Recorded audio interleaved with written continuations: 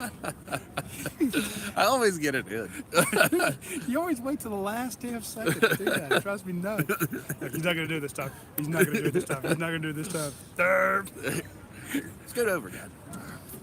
Boxing me out here. All right, we don't have anybody on yet, but if you record it, they will come. So we're told.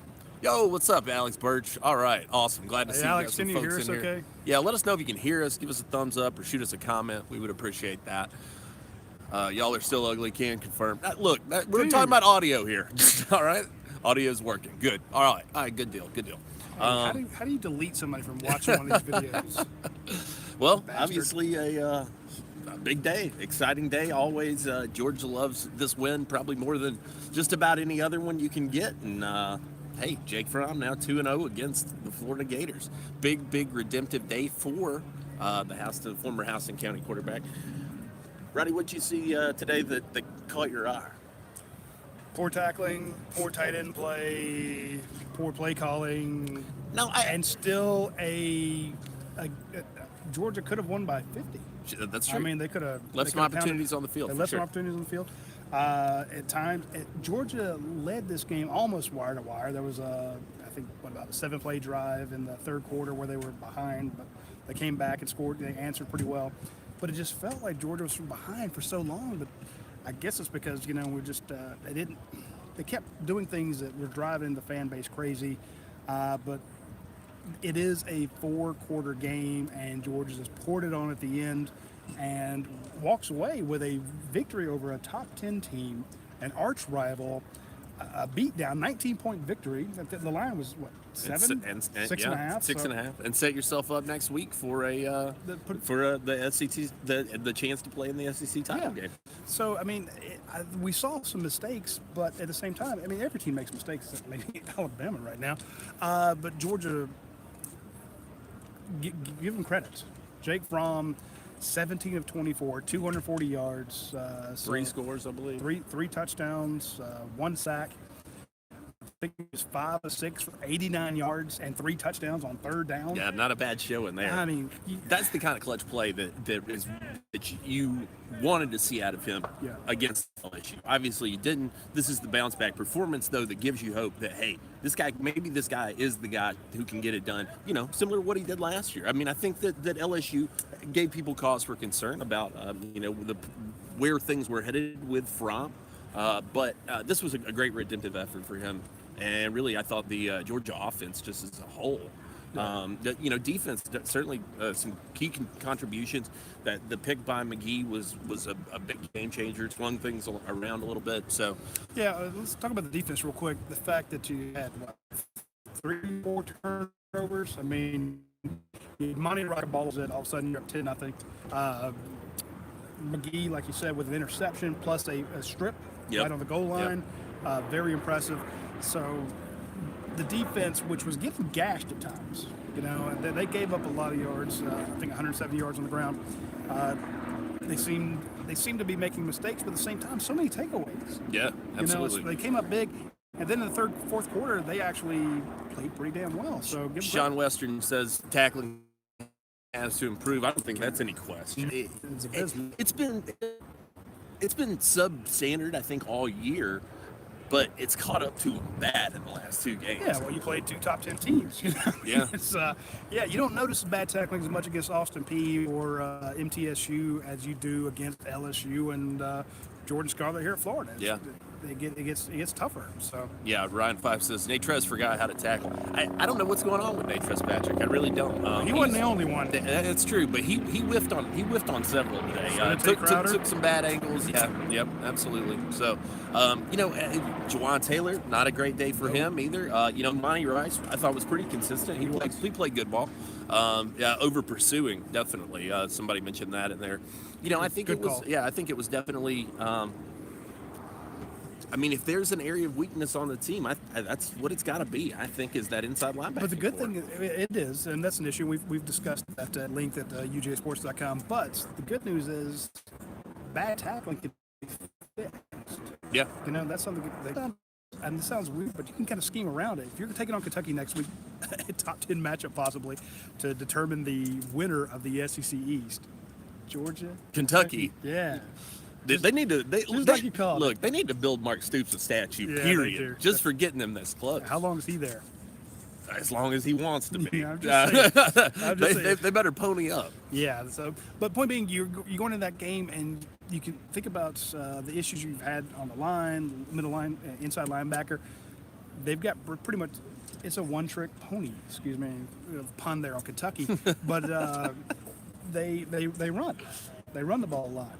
And all of a sudden, you're going to see J.R. Reed like 7 yards off the line of scrimmage. Richard O'Connell's going to be up there. They're going to build a wall and say, look, you got to go to the air to beat us. Absolutely.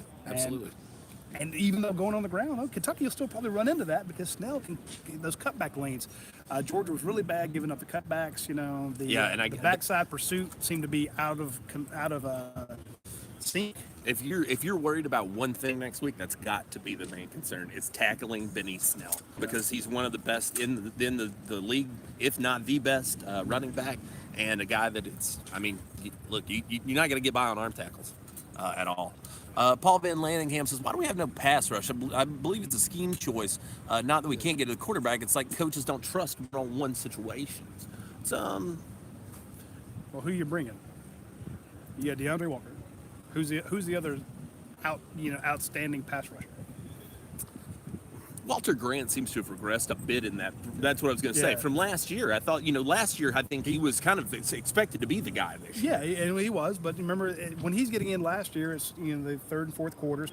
Offensive lines are a little worn down. Plus, you're watching if you're scheming against Lorenzo Carter or Davin Bellamy or DeAndre Walker, and so he's coming through. They're not as concerned about him. He got through, made some big plays, but it's just tough to have. They're stellar pass rushers. Brenton Cox, Adam Anderson, the guys we know who have the speed to get off, are not ready yet. Yeah, it's coming. They're young. So, in my opinion, to answer your question, it is a scheme issue because they're like, look, if you send them hard after the quarterback, and remember, a lot of these quarterbacks get the ball away. This is not a situation where they're hanging on to it a lot. You can send your guy, but all of a sudden you've lost contain on the edge. And where are they going? They're going to the edges. So. Sean Western says, good to see 99 on the D-line today. Man, they are glad they called that guy. Jordan Davis continues to impress. Kirby Smart has complimented the hell out of him all week, talked about how he may be the best conditioned lineman on the entire team, maybe one of the best conditioned players, period. And for a guy that size, it's a hell of a statement. Rat bastard.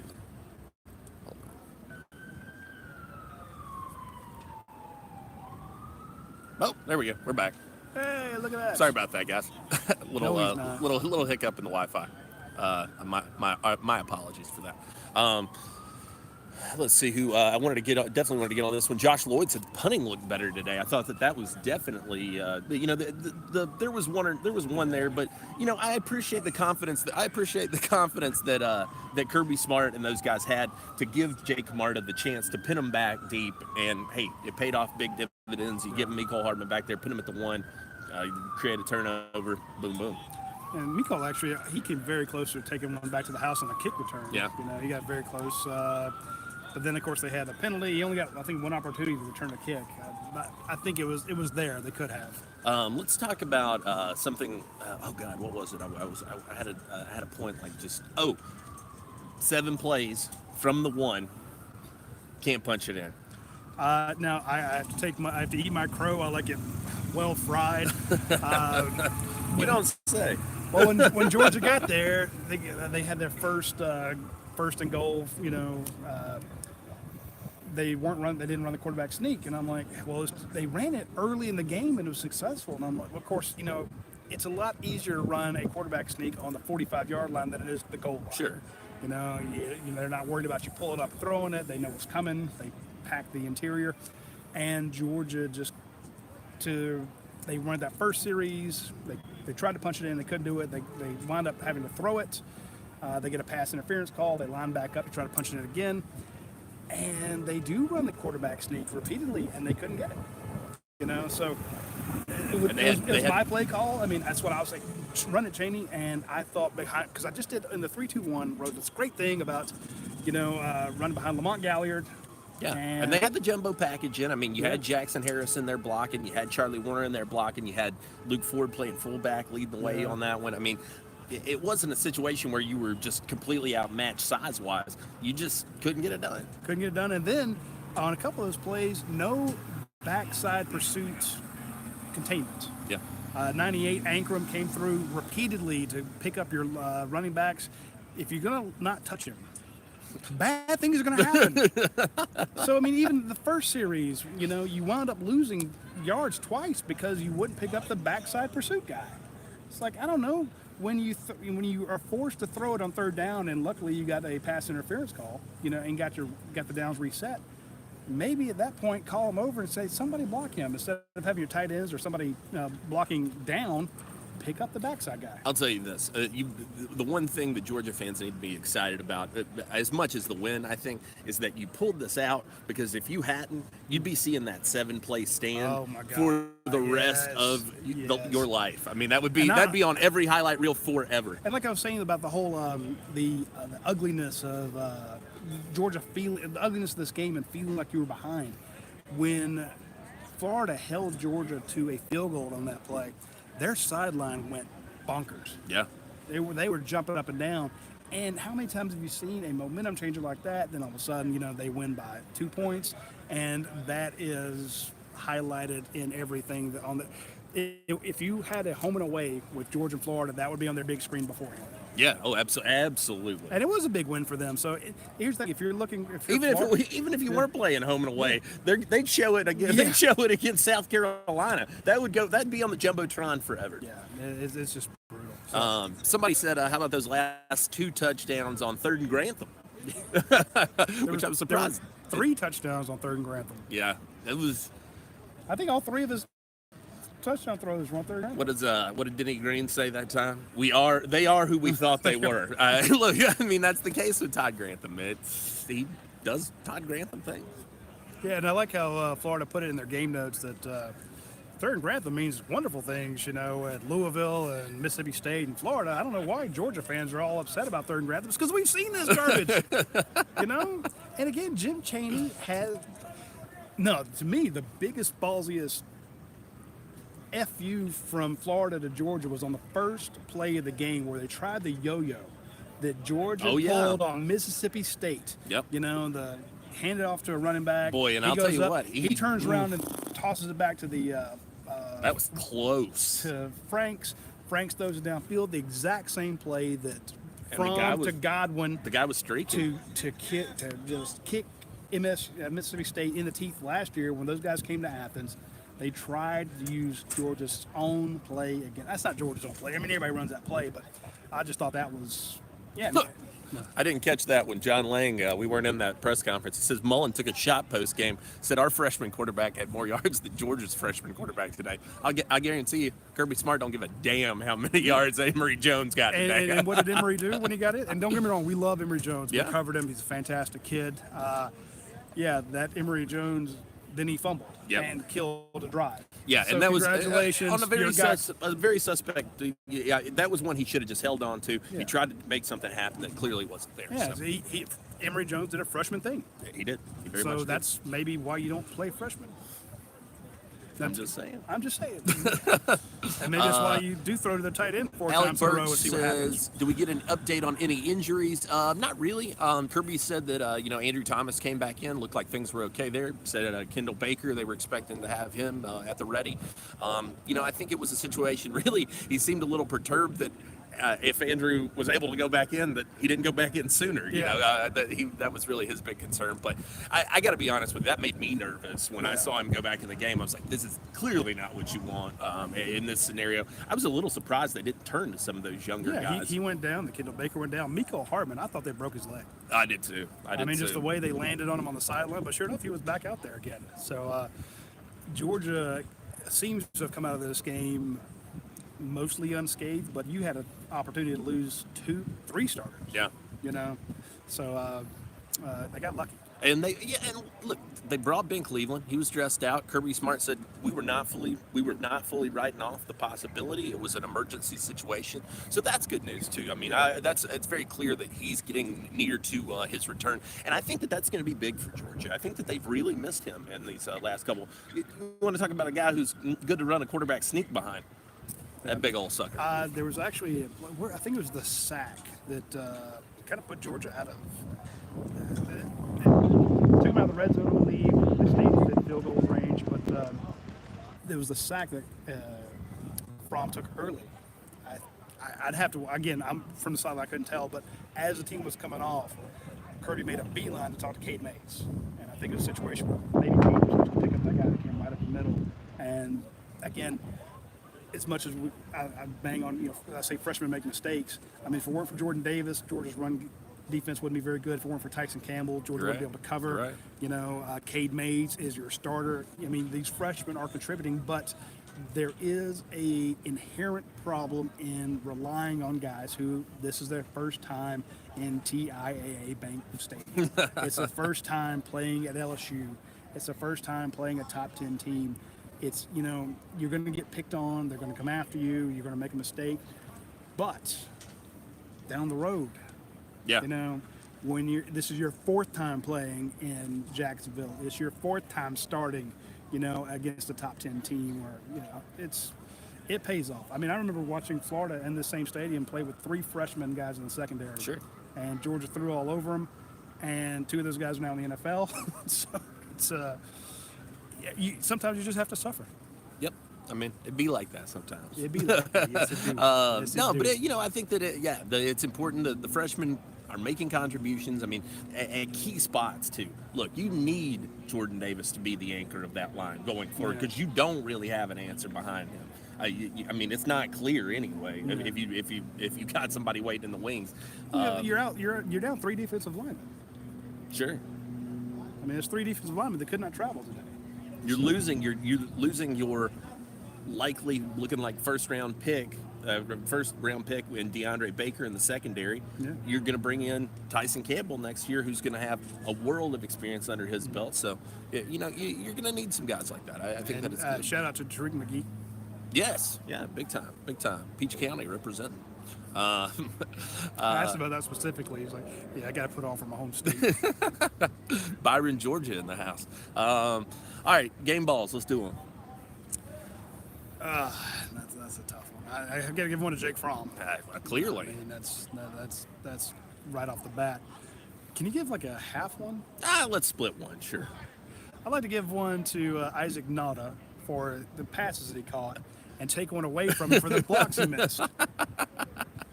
That's understandable. Yeah. Kind of a yo-yo. It's like you can hold it for half the week, but then you got to give it back. Sean Western says Holloman, definitely. Shout out to breakout game for Jeremiah Holloman. Yeah. And I hate saying breakout game because we know who he was, but I mean every time they needed not only a big catch, but a big run. I mean just a move the chains. Holloman was there. He was open. Yeah, and I'll tell you this: and Kirby mentioned this in the post game. He is who we thought he was as well. The guy shows up, he blocks his ass off. He's more than willing in that regard. Plays special teams, gets out there. He's able to create separation. He's strong as an ox. Mature. Very, very level-headed guy. I think that Georgia's got. I think this is not the last we will hear of J.J. Holloman in his career for sure. He's not a defensive end. Holloman is the new Wims. I got to tell you, I think he's a different breed personally.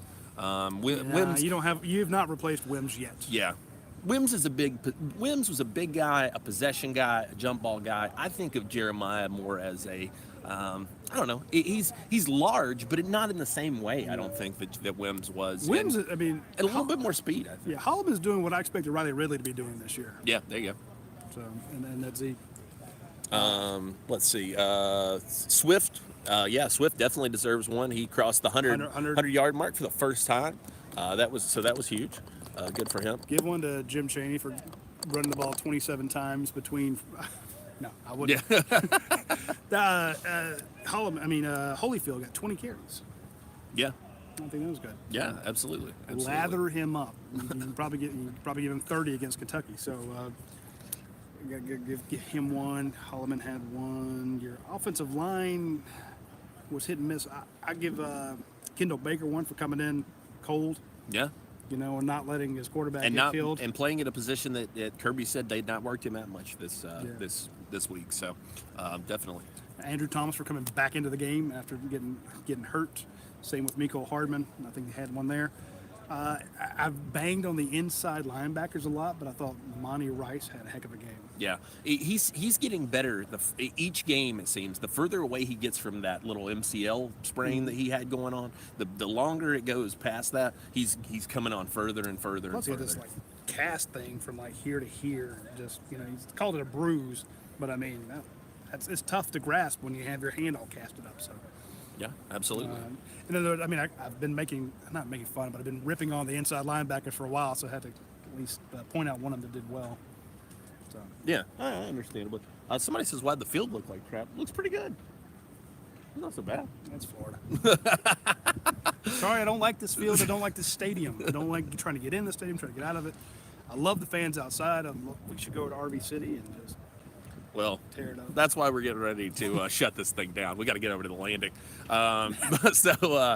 RV City. Thank you guys so much for tuning in. Make sure to get over to UGAsports.com. We've got Kirby Smart's full press conference up. We've got player interviews from all the guys that talked I'm gonna watch post-game. those, trust me. Yeah, they were pretty excited, especially those seniors. Terry Godwin was ear to ear.